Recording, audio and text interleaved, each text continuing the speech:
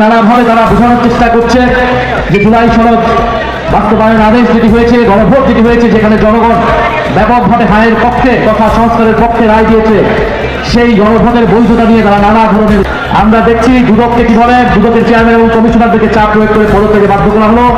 বাংলাদেশের গভর্নরকে মত তৈরি করে সেই তার প্রতিষ্ঠান থেকে প্রতিষ্ঠান ছাড়তে বাধ্য করা হলো। তো আমলে আমরা শেখ হাসিনার আমলে দেখেছিলাম এইভাবে রাষ্ট্রীয় প্রতিষ্ঠানগুলো, দেশের প্রতিষ্ঠান, বিচার বিভাগ, প্রশাসন দলীয়করণ করা হয়েছিল। সেই একই প্রবণতা আমরা এই সরকারের মাত্র এক মাসে হয়নি, সেই সরকারের শুরু থেকেই আমরা দেখতে পাচ্ছি। মেঘ দেখলে দিনের শুরুতেই আকাশ দেখলে বোঝা যায় যে আজকের দিনটা কেমন যাবে। এই সরকারের প্রথম শুরুর দিক থেকে দেখেই বোঝা যাচ্ছে এই সরকার বাংলাদেশকে কিভাবে পরিচালিত করতে চাচ্ছে, কোন দিকে নিয়ে যেতে চাচ্ছে। সংস্কারের বিপক্ষে, বিচারের বিপক্ষে যদি কোনো শক্তি, কোনো সরকার দাঁড়ায়, বাংলাদেশের জনগণ সেটা গ্রহণ করবে না। মুক্তিযুদ্ধের নামে, ৭ই মার্চের নামে, শেখ মুজিবের নামে, অন্য যে কোনো কিছুর নামেই ফ্যাসিস্টদেরকে যদি পুনর্বাসনের প্রচেষ্টা চালানো হয়, তাহলে সেটা আমরা মেনে নেব না।